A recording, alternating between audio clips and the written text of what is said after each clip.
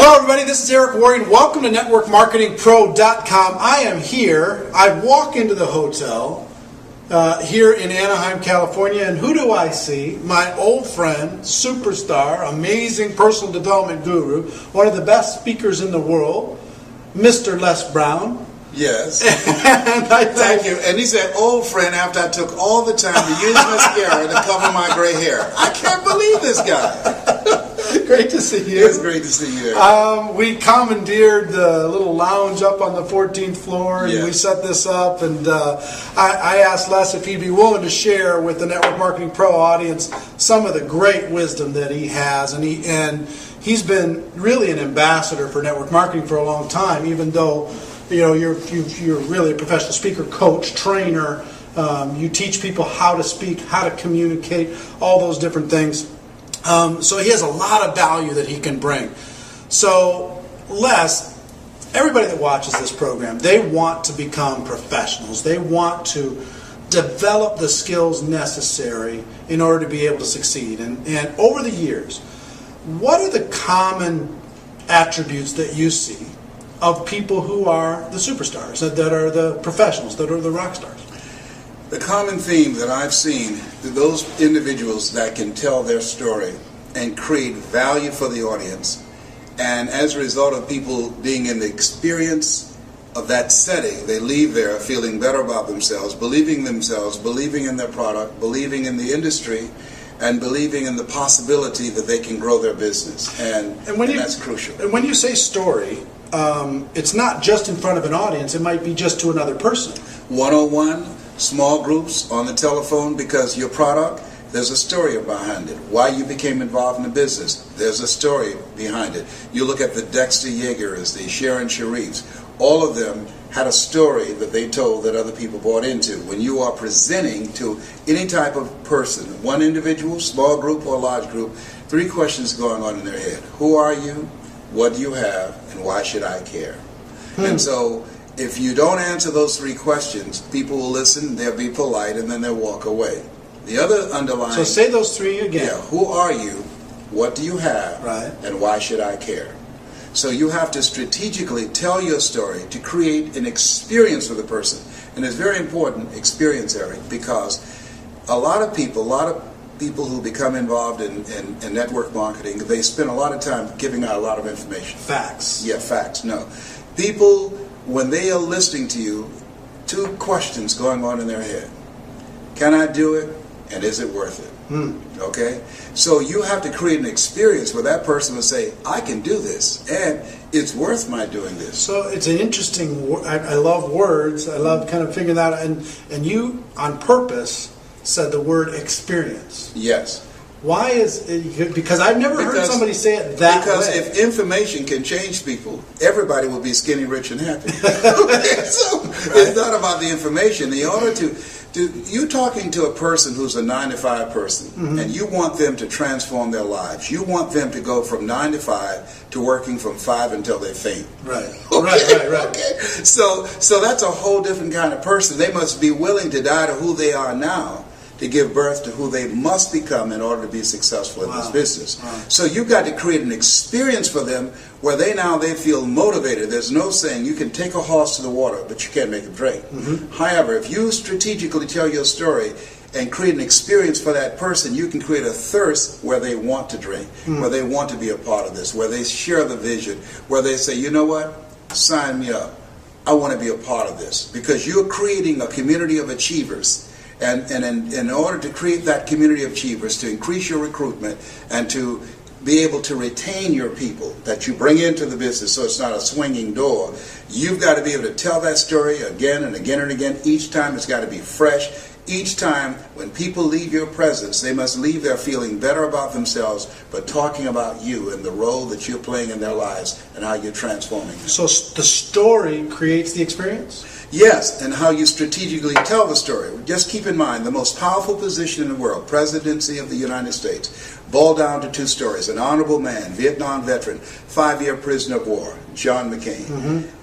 The Southside community activist, raised in a single-family household, President Barack Obama. How they told their stories, the influence and the impact determined how much money came in, how many votes that were cast. So people, as an entrepreneur, we've got to be able to tell our story strategically, not just telling a story, because everybody's got a story.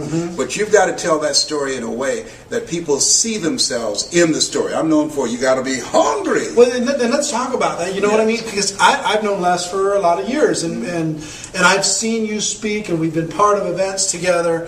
And one of the stories that has been a centerpiece of your life is that you got to be hungry. And I do believe that network marketing professionals need to be hungry, and some of them don't have the hunger that they need to have. And through telling that story, and I've seen you tell that story numerous 100 times probably. Yes. And you know what? Every time it still gets me because you've been a professional at how you've done it. And I make the story the audience's story. When I tell the story about going back to the radio station. Well, let's just tell it. Do you mind? Well, yeah, I'm going to tell it and coach them on how to tell the story. Good. Yeah. Well, maybe if we tell the story and then we can come back and say, okay, because a lot of people out here is thinking, he's got a story.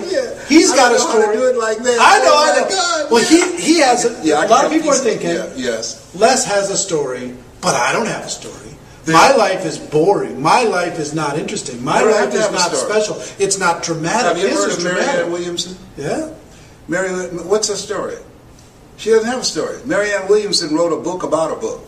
She wrote a book called Return to Love. And Return to Love was about a book called A Course in Miracles. Okay? So you don't have to have a story. You can tell somebody else's story. For instance, I met a young man, and he decided to become involved in multi-level marketing. Ladies and gentlemen, I want you to think about your goals and think about your dreams. And let me share something with you. How many of you know there's no such thing as job security?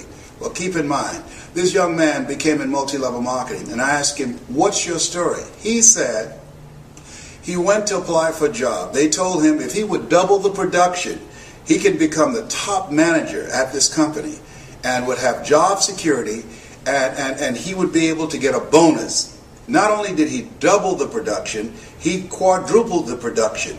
Guess what they did? As a result of the explosion in the business that they were able to acquire, they had to move to another facility, and they fired him. They said because of the new facility, they had to pay more money for the lease on the facility, and they couldn't afford his services anymore. Now, here's what the truth is. They'd figured out how to do what he came in there and did. They no longer needed him.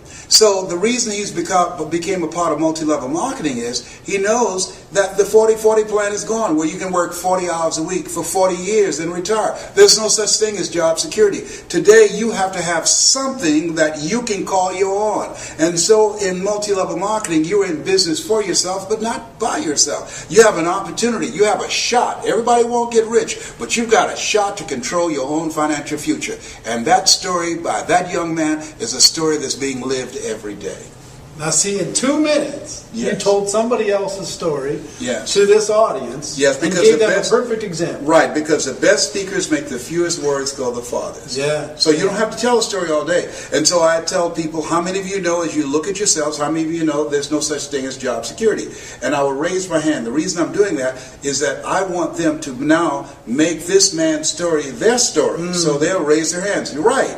Good. Here's what happened to them. What they're saying to themselves, either that has happened to me or I know someone that has happened to. Especially in today's economy. Right. Now I'm transitioning from there to here's why he became a part of this. He wanted to create security for himself. And I'm saying everybody's not going to be rich. And that answers what they think. Can I get rich in this? No. People work on jobs for 40 years and don't get rich, yet and still they come into this business and they want to get rich in 6 months. It's not that kind of party. Right. You've got to work, you've got to build a foundation, you've got to learn the products, you've got to learn the marketplace, you've got to develop your personality, you've got to develop your people skills. It takes patience and perseverance and persistence to build this business, but ultimately, as they say, in the beginning you'll do a lot of things you don't get paid for, but as you continue to grow, you get paid for a lot of things that you don't do. Right. That's the exciting things about multi-level marketing. It allows you to build something that you can call your own. A lot of people are wishing right now that they had Les Brown in their pocket. They could carry him around when they went and talked to their prospects, and they could look him in the eye and tell him that.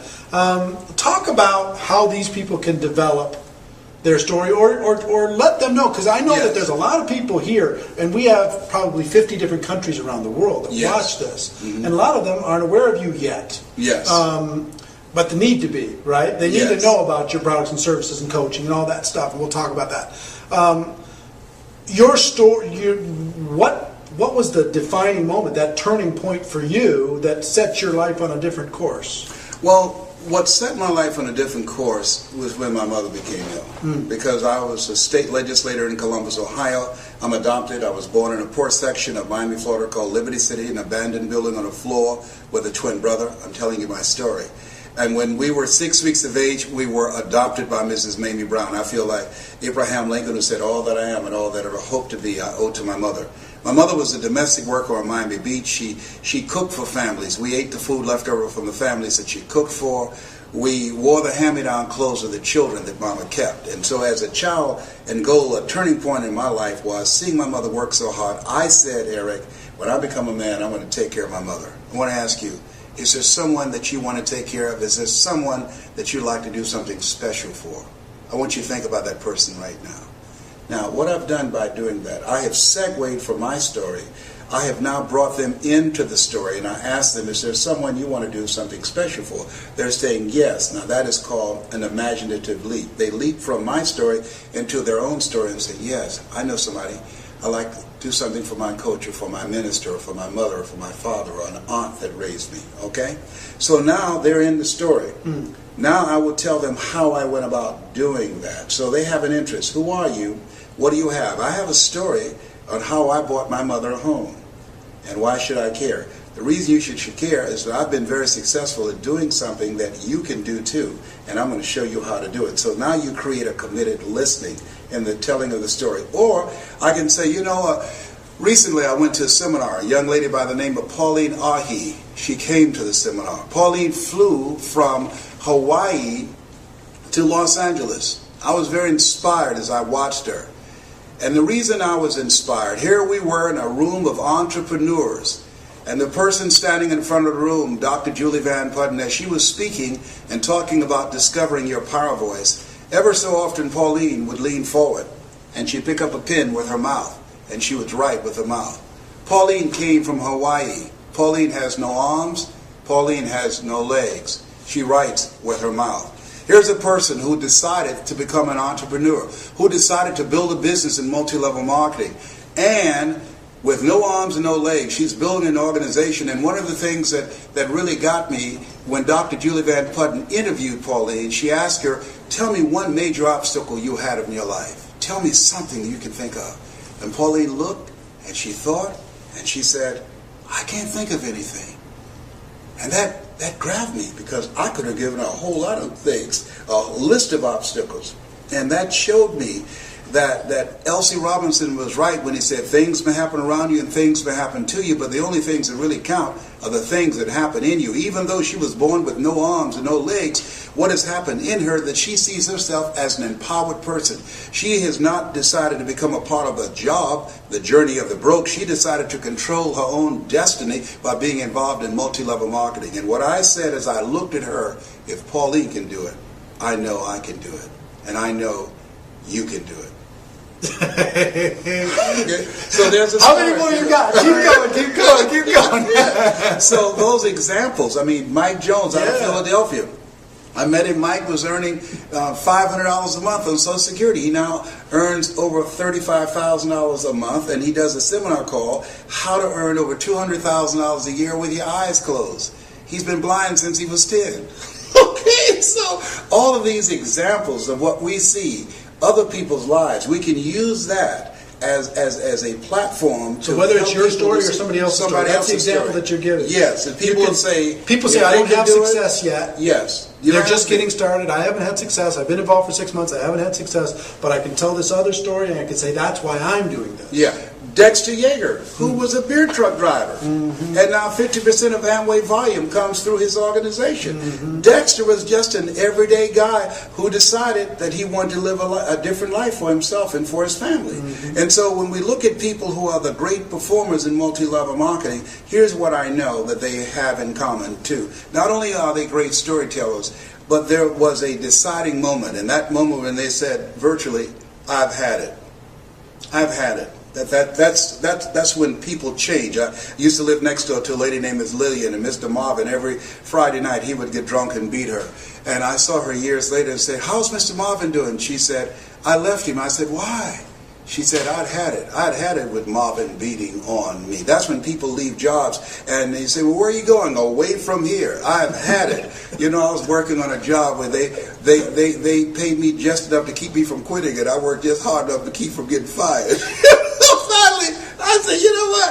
I've had it. Going where I'm celebrated rather than tolerated. I've had it living and playing small. Yeah. And so those kinds of examples and that kind of passion. People are not just looking for information. They're looking for personality and passion. They can get information on the internet. Mm-hmm. There are no secrets out here. You can just Google everything and find out what day the earth was made and the rock that broke Goliath's jaw. We can find everything right now. But personality and passion, that's what people want. That's what they buy into. Do you believe this? The difference between being in this business and this business being in you. That's what they feel. And the people that grow the large organizations, you can tell being in their presence that as much as they have chosen this, they were chosen for this kind of work. You've got to have a passion for people. You've got to believe in the product. You've got to believe in the industry.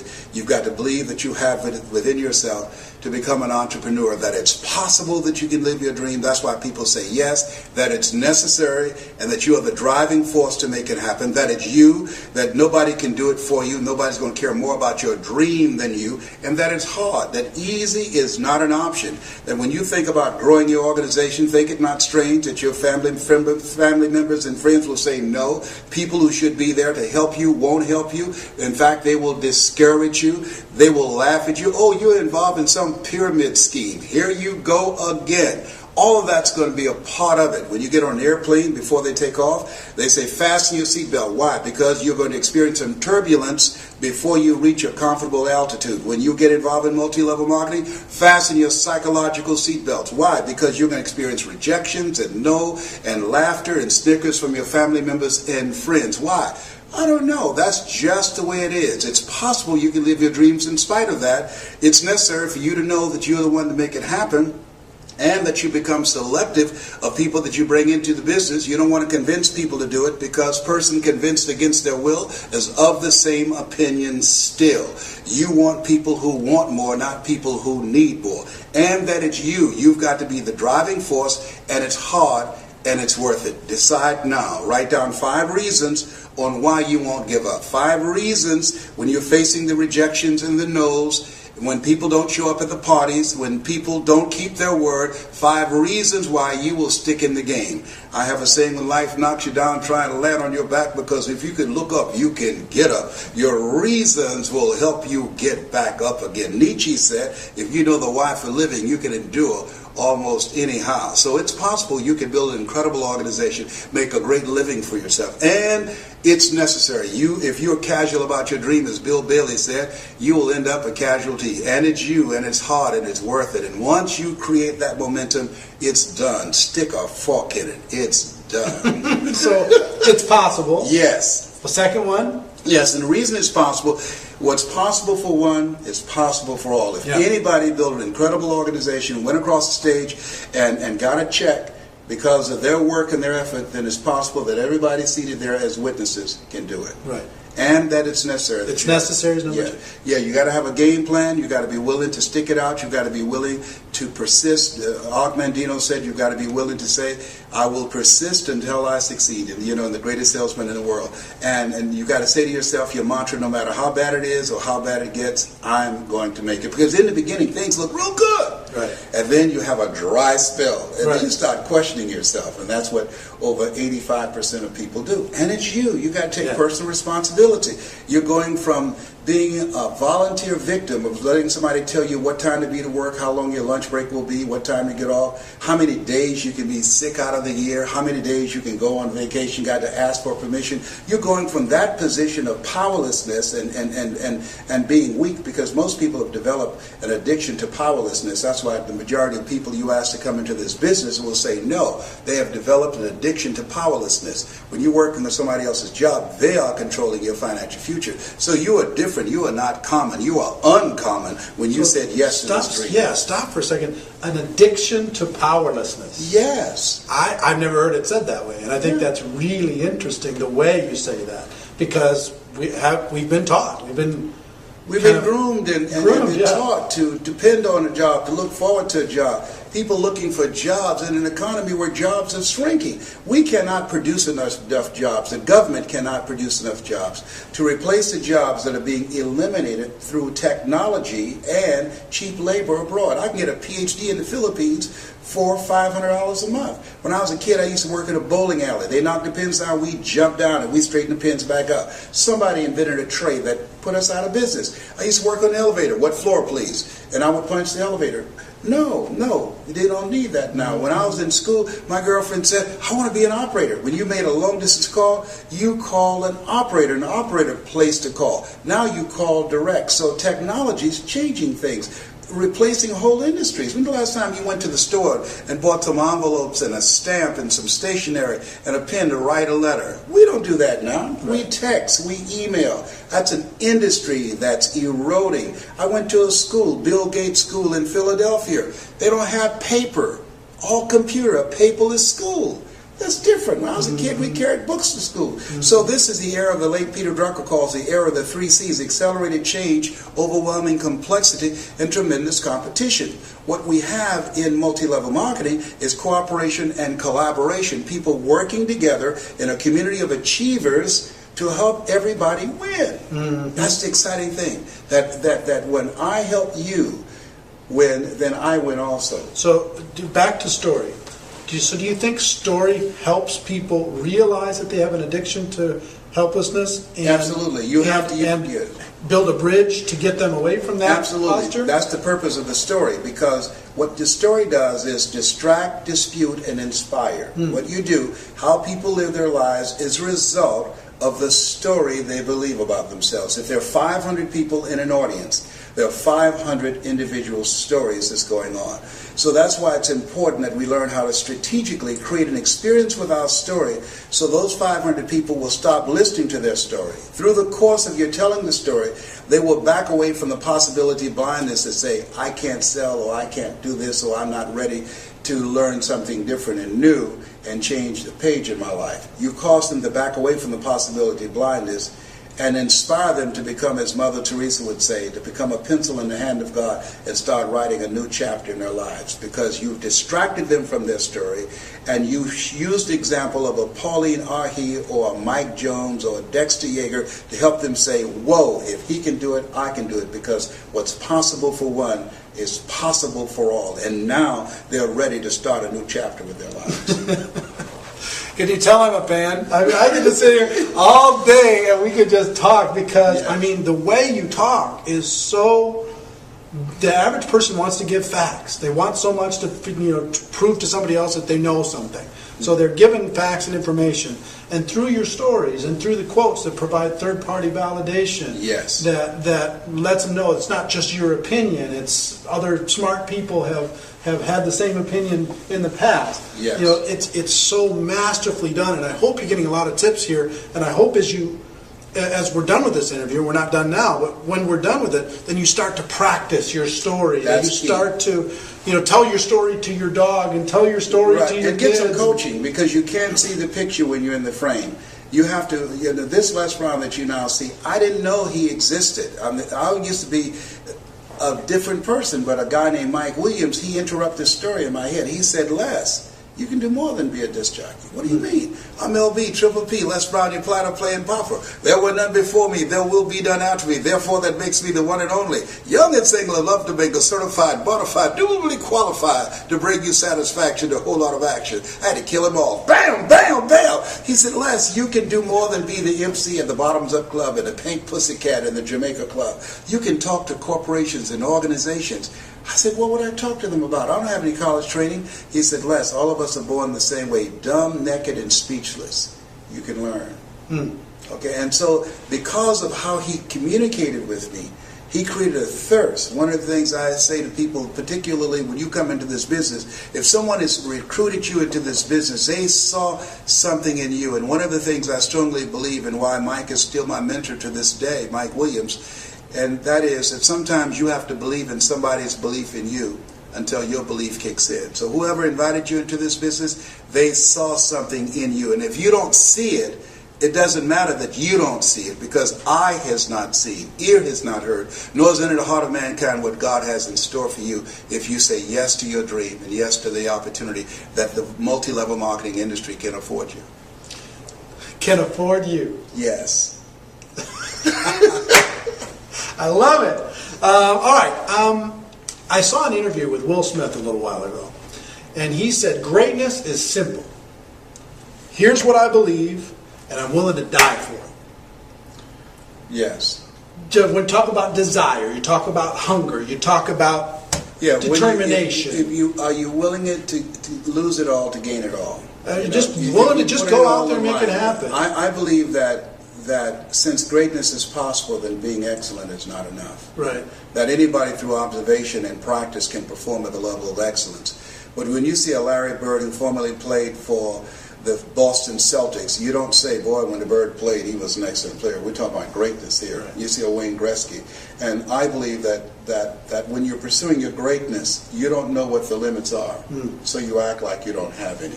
That you become intelligently ignorant. According to the laws of aerodynamics, as we know, a bumblebee isn't supposed to fly because his body is too large to be held up by the little puny wings. But the bumblebee doesn't know it. And what you will find in multi-level marketing, that you'll see people take quantum leaps in terms of their influence and their income. Why? Because being in a community of achievers, you discover some powers and abilities you have that you don't even realize. That L.C. Robinson was right, that things may happen around you and things may happen to you, but the only things that happen that really count are the things that happen in you. And part of being around other achievement-driven people, they'll push you to levels that you could never go by yourself. And that's why it's so very important that we do something that Jim Rohn said, and that is look at your relationships when you're building your organization. You want to develop greatness. The only way you can develop your greatness is you've got to be in a relationship with people that will push you, that will stretch you, that hold you to a higher standard, that will hold you accountable. And you have to look at your relationship, and Jim said, ask the question, what is this relationship doing to me? Right. Am I growing mentally and emotionally and spiritually? Is it challenging me? Am I honoring my word as myself? Is this making me begin to look at myself and reflect on myself and raise the bar on myself? Einstein said that thinking that has brought me this far has created some problems this thinking can't solve. And part of developing your greatness is being around people who, as you run, you can run faster with 100 who want to go than with one around your neck. But they will challenge you to step it up to another level. Right. Well, as we're running out of time, but we could talk all day, yes. and we could tell some stories, and we could do some stuff, but that'll be for another time. But first of all, I'm going to put a link so people can find a way to contact you, find out about your products, your services, your coaching that you do on how to tell stories. So everybody, I encourage you to connect, and this will be seen by over 100,000 people all over the world. People are really hungry. Part of what I'm going to do right now, I'm going to train 1,000 voices of hope.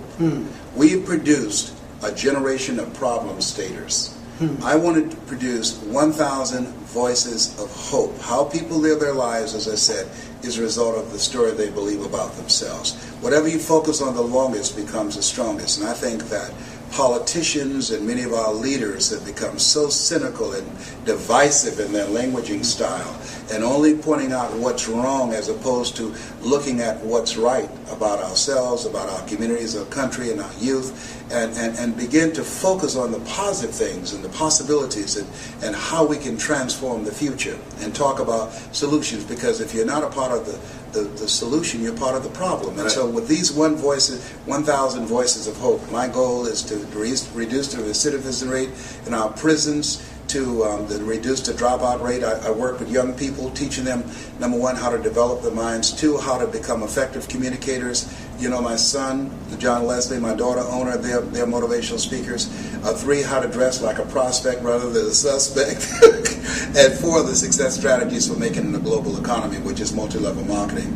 And so I believe with these 1,000 voices of hope, as I teach them to become world-class communicators, they'll be able to change the planet and how people see themselves. Well, please check that out, and I hope that the 1,000, most of them come from the Network Marketing Pro community.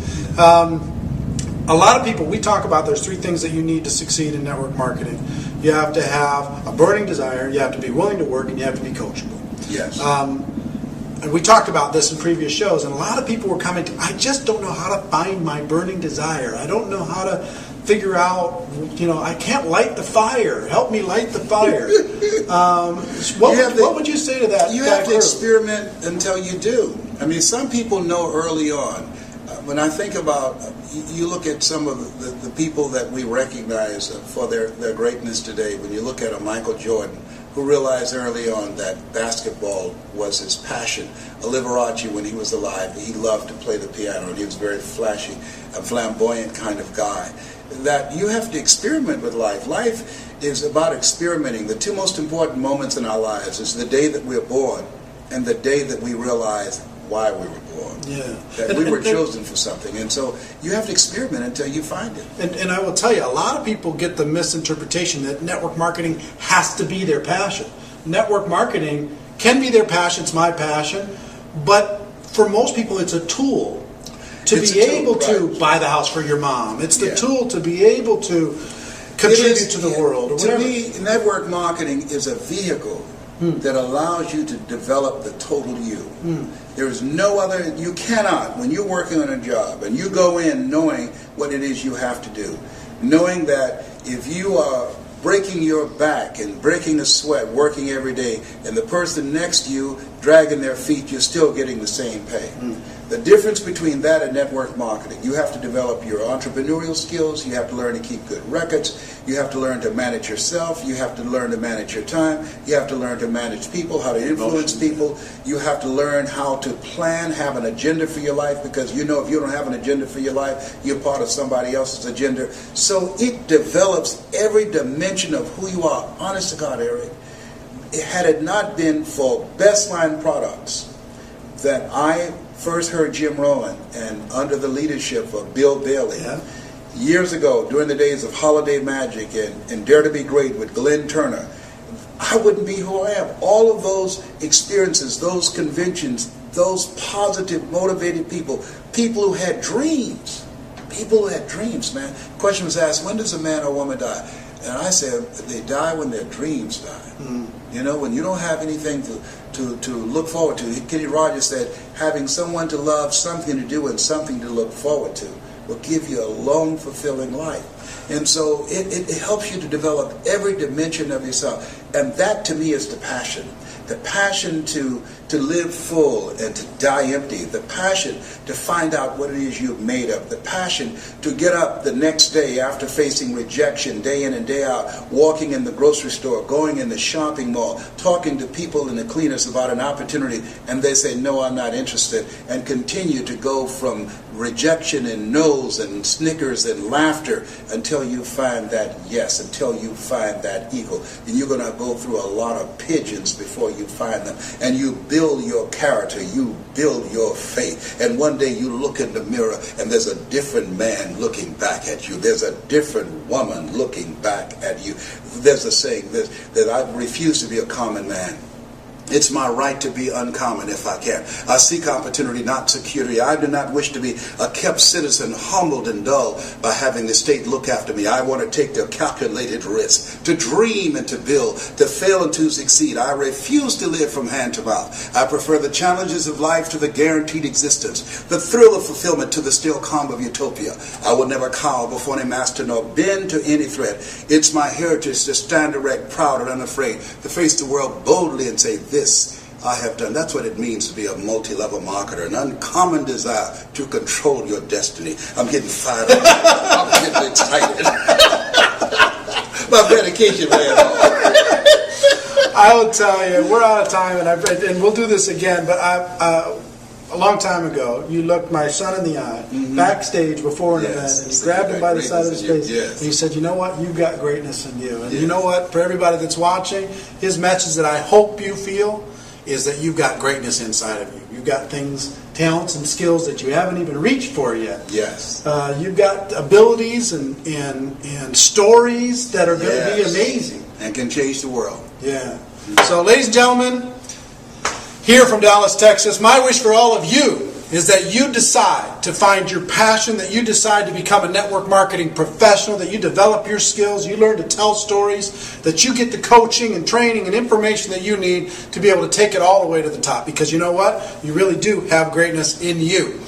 It is a stone cold fact. You got something else to say? Say Yes, this has been Mrs. Mamie Brown's baby boy and Eric Warrior's pride and joy. It's a fact, ladies and gentlemen, that we have a better way. Now let's go tell the world. Everybody, we'll see you next time. Bye-bye.